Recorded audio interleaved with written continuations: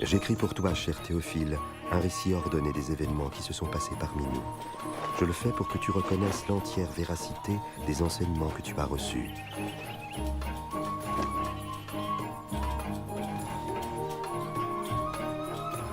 Au temps où César Auguste était empereur de Rome et Hérode le Grand, roi de Judée, Dieu envoya l'ange Gabriel dans une ville de Galilée, appelée Nazareth, chez une jeune fille vierge nommée Marie.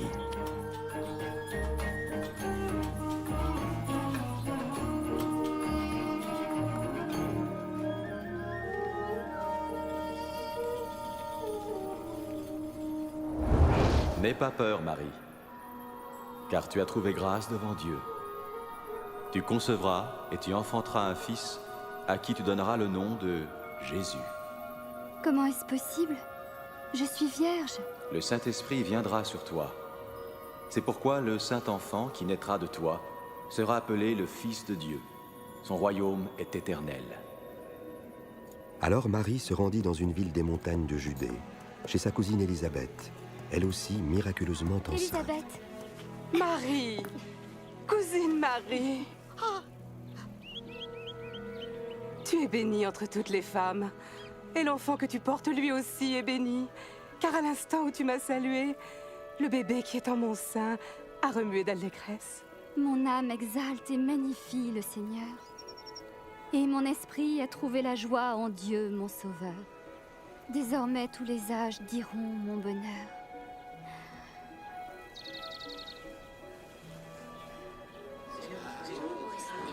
Sachez, hommes de Nazareth, que l'empereur César Auguste a décidé un recensement sur les territoires occupés de Galilée et de Judée. Tous doivent aller se faire inscrire, chacun dans sa ville natale.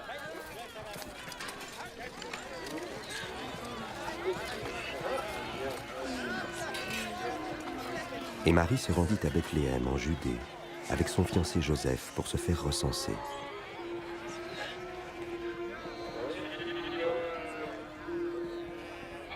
Mais il n'y avait pas de place pour eux à la maison des voyageurs, et ils durent se loger dans une humble étable.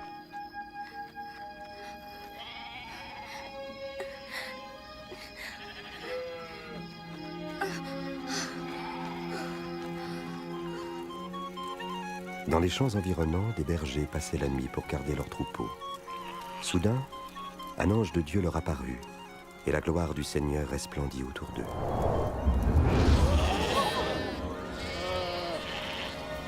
Aujourd'hui, dans la ville de David, un sauveur vous est né.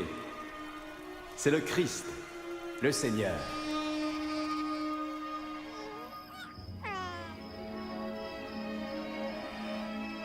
Les bergers allèrent vite voir le bébé qui était couché dans une mangeoire. Ils étaient les premiers à répandre l'Évangile, la bonne nouvelle du Sauveur né d'une vierge.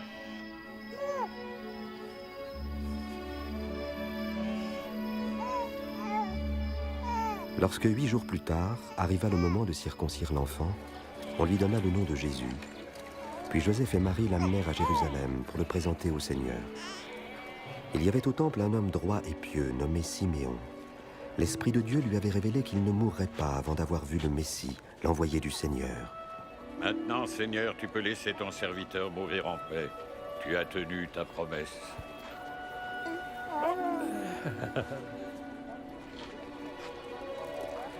Car de mes yeux, j'ai vu le Sauveur qui vient de toi. Que le Très-Haut vous bénisse.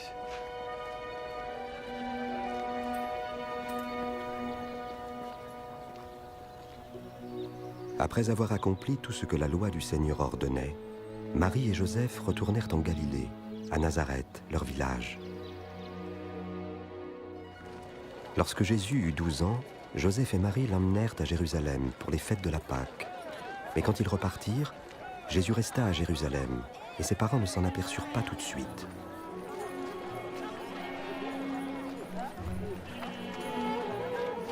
Ils retournèrent à Jérusalem pour le chercher, et le 3e jour, ils le retrouvèrent au temple, assis au milieu des maîtres religieux. Qui est cet enfant qui pose tant de questions? Il vient de Nazareth. Nous le croyons reparti avec nous. Veuillez excuser sa ferveur. Tous étaient frappés par son intelligence.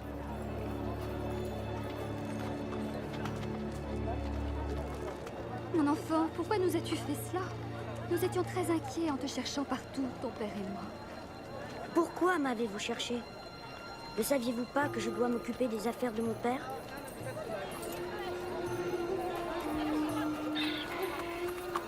Jésus retourna avec eux à Nazareth. Il grandissait et se fortifiait en sagesse. Et la faveur de Dieu et des hommes était avec lui.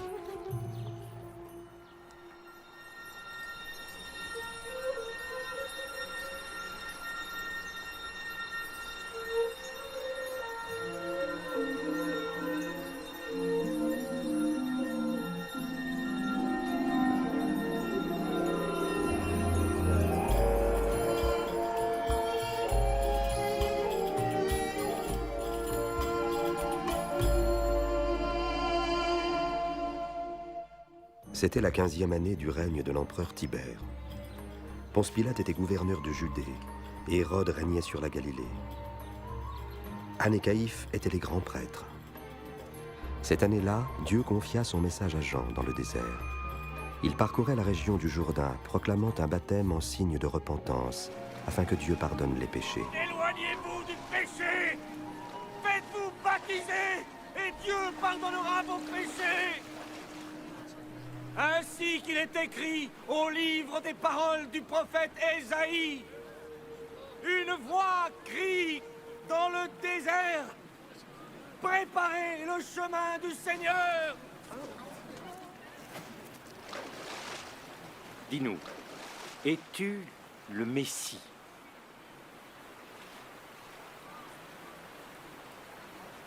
Moi, je vous baptise dans l'eau.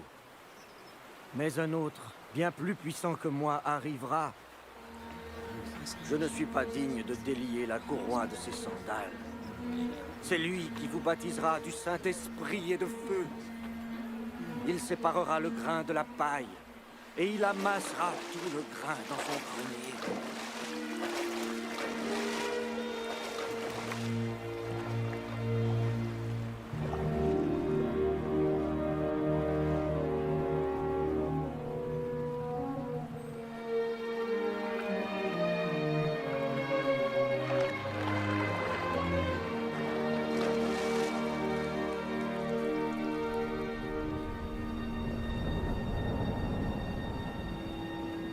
Et le Saint-Esprit descendit sur Jésus sous la forme d'une colombe.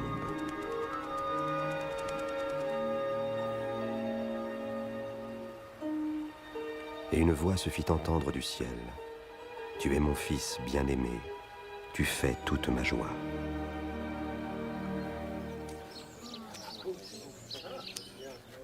Le jour du culte, il entra à la synagogue, selon son habitude.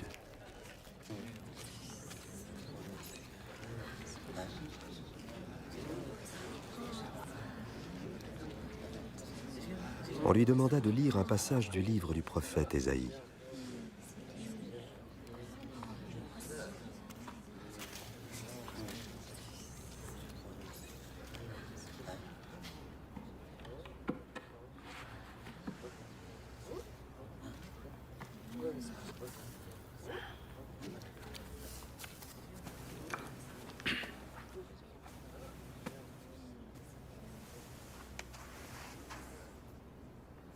L'Esprit du Seigneur est sur moi. Il m'a choisi pour annoncer la bonne nouvelle aux pauvres. Il m'envoie proclamer la délivrance aux captifs, le recouvrement de la vue aux aveugles, pour donner la liberté aux opprimés et proclamer l'année de grâce accordée par le Seigneur. Il parle bien.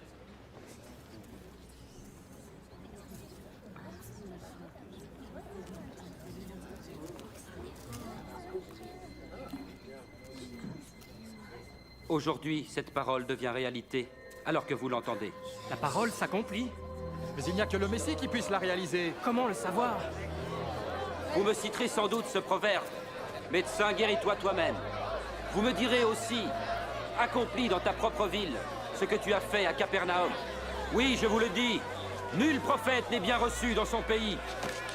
Par ces paroles, Jésus s'identifia lui-même comme le Messie, envoyé par le Seigneur pour sauver son peuple. Ces Juifs ne l'acceptaient pas comme le Messie. Ils voulurent le précipiter du haut d'une falaise, mais il passa au milieu de la foule. et s'en alla.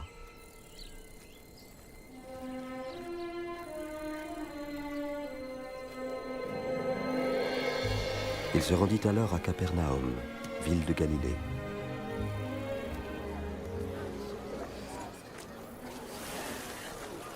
La paix soit avec toi. Et avec toi, maître.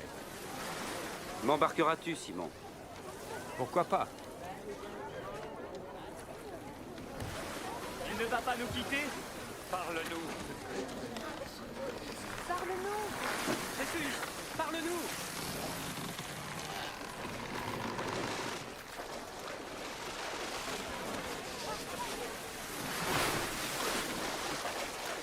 Un jour, 2 hommes se présentèrent au temple pour prier.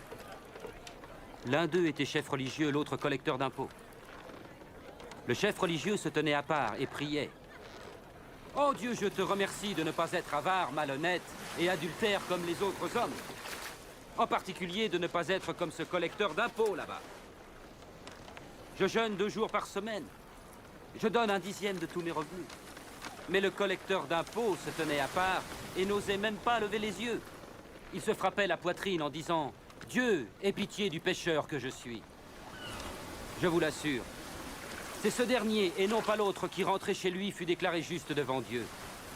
Car tout homme qui s'élève sera abaissé, et celui qui s'abaisse sera élevé. Tendez l'oreille et venez à moi. Écoutez et votre âme vivra.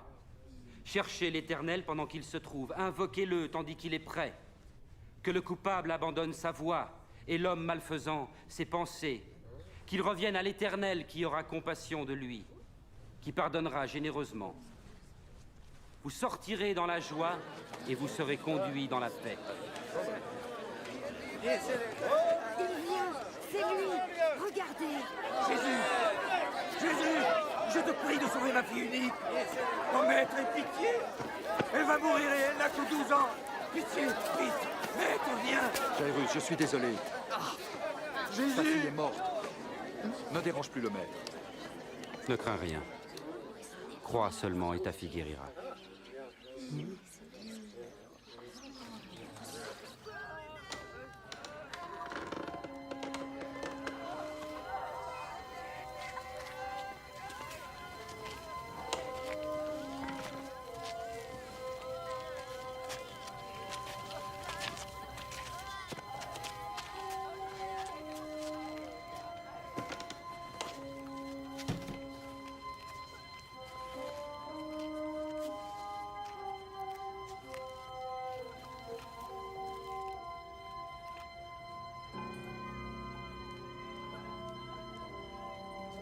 Ne pleure pas. Elle n'est pas morte, elle est endormie.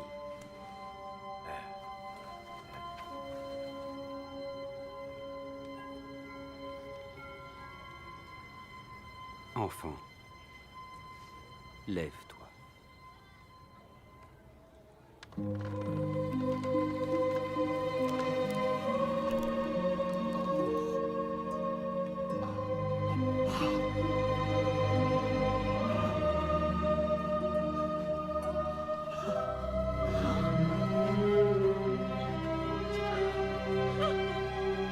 Donnez-lui à manger. Mais ne dites rien. Personne ne doit être mis au courant.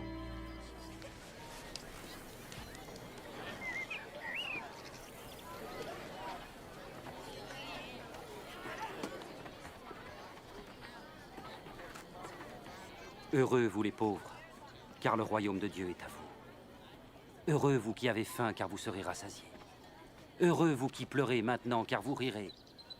Heureux ceux qui seront haïs, méprisés, insultés, et traités de mauvais à cause du Fils de l'homme. Réjouissez-vous alors et dansez de joie. Car une belle récompense vous attend dans le ciel. En effet, c'est ainsi que leurs ancêtres ont traité les prophètes.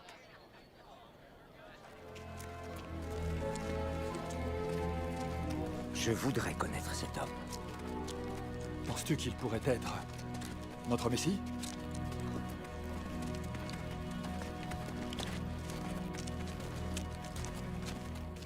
Et ce chef religieux, Simon, invita Jésus à manger avec lui. Jésus se rendit chez lui et se mit à table. Allons les enfants, laissez-nous. Vous m'entendez? Allons. Ah, ces enfants, ils ne sont jamais tranquilles. Que vient-elle faire là? Je ne sais pas.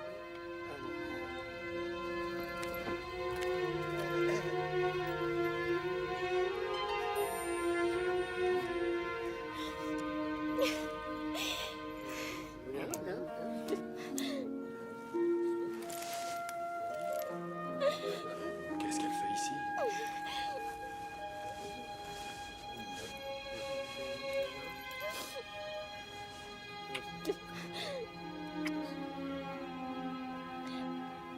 Si cet homme était vraiment un prophète, il saurait qui est cette femme qui le touche.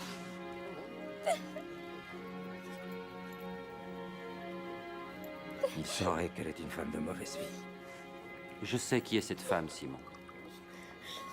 Alors écoute ceci. C'est l'histoire d'un prêteur à qui 2 hommes devaient de l'argent.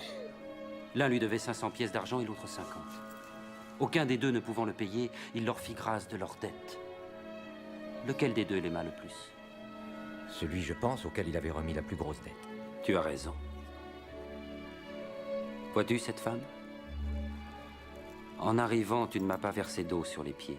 Elle m'a baigné les pieds de ses larmes et les a essuyés avec ses cheveux. Tu ne m'as pas embrassé pour m'accueillir. Mais elle n'a pas cessé de m'embrasser les pieds. Tu n'as pas répandu d'huile sur ma tête. Mais elle a répandu du parfum sur mes pieds. Je vous le dis, ses nombreux péchés sont pardonnés, c'est pourquoi elle montre tant d'amour. Mais celui à qui on pardonne peu, manifeste peu d'amour.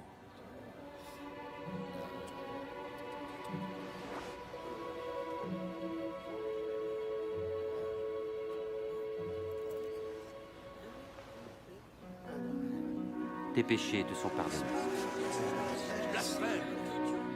Ta foi t'a sauvé, va en paix.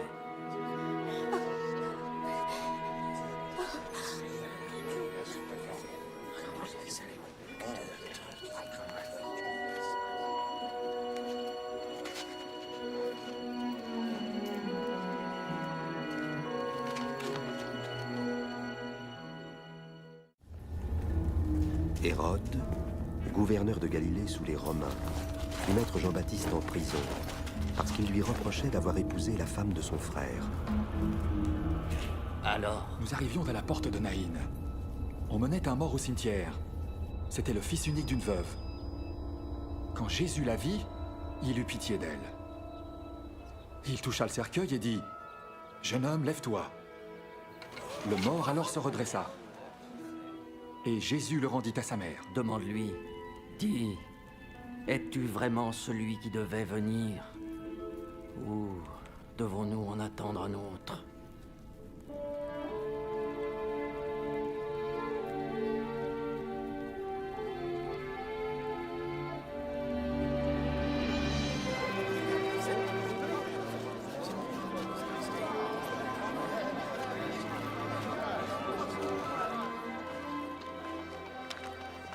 Maître.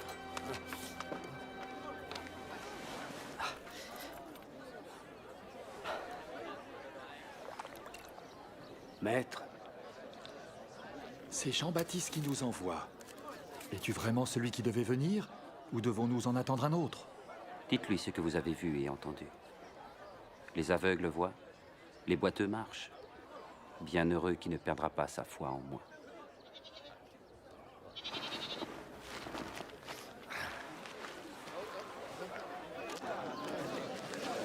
Je veux le voir. Monte sur mes épaules. Là, tu le vois? Ah oui, je vois Jésus. Un jour, un homme sortit pour semer. Et tandis qu'il semait, du grain tomba sur le chemin, il fut piétiné. Et les oiseaux du ciel ont tout mangé. Une partie tomba parmi les pierres. Et après avoir poussé,